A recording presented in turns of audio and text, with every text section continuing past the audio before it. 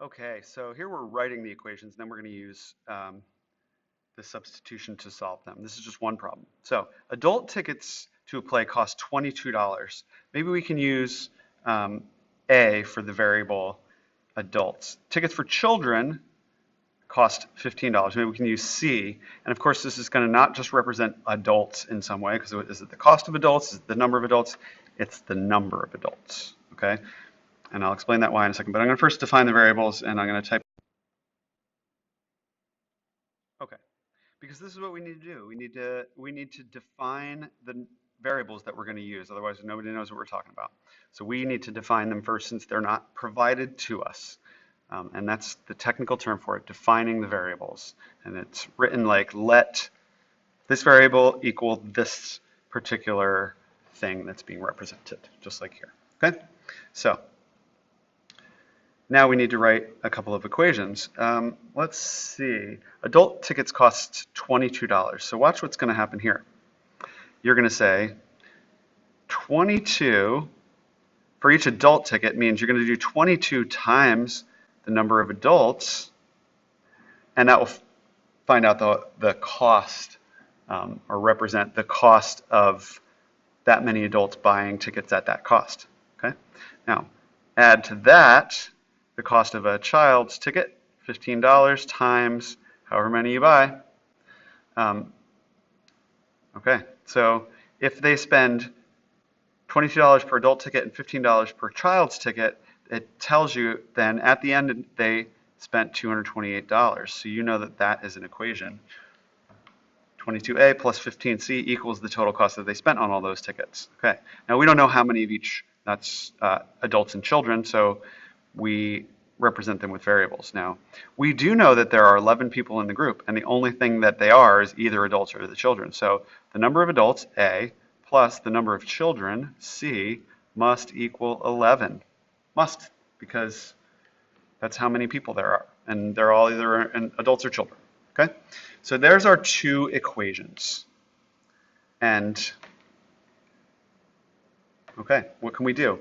Well, we can certainly subtract, let's say we subtract C from both sides of this second equation. Minus, I'm going to just do this in a different color so you can see the original equations, and then we're going to do minus C equals, I'm going to get this new equation equal to the old equation, A equals 11 minus C. Okay, the total number of people, 11, minus the number of children there were, will give you the number of adults there were. Okay, now we know we've solved for the variable. So we can then say, we know what A is equal to, so we can say 22 times whatever A is equal, and A we can see is equal to 11 minus C plus 15C. Ooh, didn't know that. Sorry about that. I have lots of controls, you can't see them. Plus 15C equals 228. And now we're going to have to distribute this through. 22 times 11. I know a trick for 11. You want to see it? Okay, here's the trick. If you're going to multiply a number times 11, 11 times 22,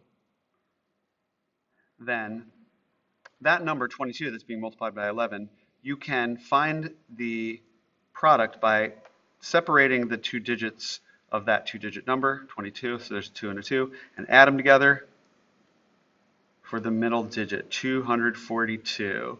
I can show you why that works, and I can show you a little bit of something you need to consider. If the two numbers, remember you're adding them together for the middle number, if they add up to more than 9, they add up to 10 or 11 or 12 or more than that, you have to do something slightly different, carrying that 1 over. But that's a cool trick. So we know that that's equal to 242. And so we go 242 minus 22 times C minus 22C plus 15C equals 228. Okay, so we have like terms here, negative 22C and positive 15C. So we're going to get 242 minus 7C equals 228. And when we subtract 242 minus 242, we got negative 7c equals, and I know another trick. This trick says if you're subtracting more than you've got, and we're taking away more than 228 from 228, you switch the numbers, 242 minus the smaller number 228, switch them around, and then just make your answer negative. So that becomes 3, 4, 1, you get 14. Okay, so we got to make the answer negative, so I'm going to write negative 14. Okay, just erase that. Lots of cool little math tricks make you look fancy if you know what you're doing. So now we need to take negative 7c and we need to divide it by negative 7, and we need to take negative 14 and divide it by negative 7 as well, and we get c equals 2. C is equal to 2 children. Okay, and of course now we can come over here and we can take the original equation again. Always go back to the original equation. Don't use the modified equation. You have the equation a plus c equals 11, and we know that c is 2, so we can say a plus 2 equals 11. And then minus 2, a equals 9, which fits with what we know, because 9 adults, 2 children, that's the 11 people. So that was kind of half the proof just by doing it mentally right there. Let's do the proper proof for the larger, more complicated equation, which is this 22a plus 15c, $22 for each adult, $15 for each child, and it should total 228 if we've got the right number of each. So you say 22 parentheses, number of adults, 9, plus 15 parentheses, number of children, 2, equals 228. 22 times 9, watch this. And we're going to combine 2 tricks that I teach you, okay? 22 times 9, we're allowed to double one number, I'll double this one, and take half of the other number, this one, and we still get the same answer. Cool, because what are we doing now? We're multiplying a number by 11. And so we're going to use that other trick I just showed you, which is if you do 11 times some number times, you split the digits apart, and you add them together for the middle number, bam, such a good trick. And that becomes 198. Erase that.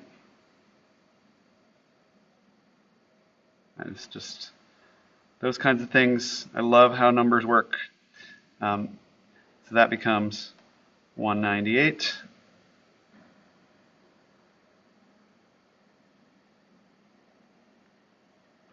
plus 15 times 2 is 30 equals 228. And 198 plus 30, I'm just going to actually do it down here. 198 plus 30, get an 8. 9 plus 3 is 12, carry the 1, 228. So we get 228 equals 228. And of course, that checks out. And the other equation, might as well do it. A plus C equals 11. We had 9 adults, 2 children, and we get 11 equals 11 as well, just to write it down. Okay? So there you have our solution. How many children in the group? 2. How many adults in the group? 9. That's all the work, and the proof is below. Hopefully that was helpful.